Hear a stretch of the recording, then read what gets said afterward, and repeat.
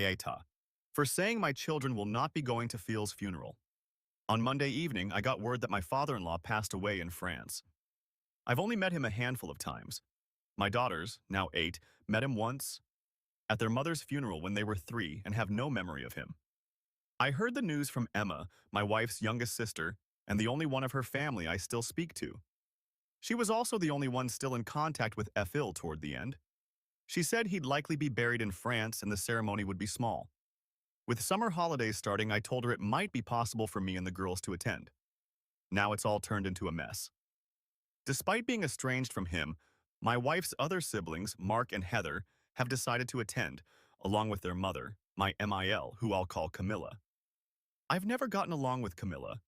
A narcissist with aristocratic delusions, she once told my wife she was disgusted by her marrying beneath her, that doing so would ruin her life, and that if she went through with it, Camilla was done with her.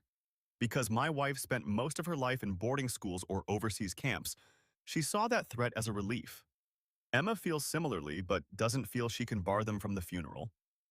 My daughters have never met any of these three, not even at their mother's funeral, because they didn't show.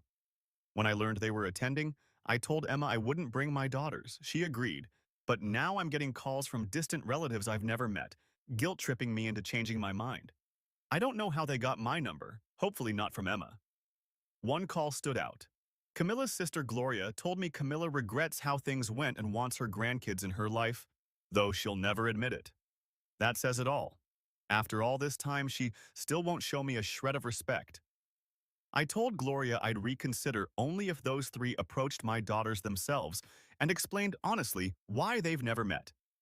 Gloria snapped, called me a piece of work, and accused me of caring more about my own feelings than those of my MIL, or my kids, and maybe I am.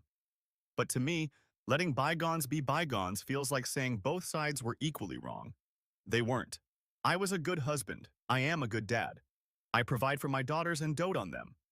I don't want my hatred of these people to blind me, but I also won't pretend these people didn't fail my wife, and by extension, my kids. Still, my daughters are starting to ask why they've never met their mom's side of the family. That complicates things.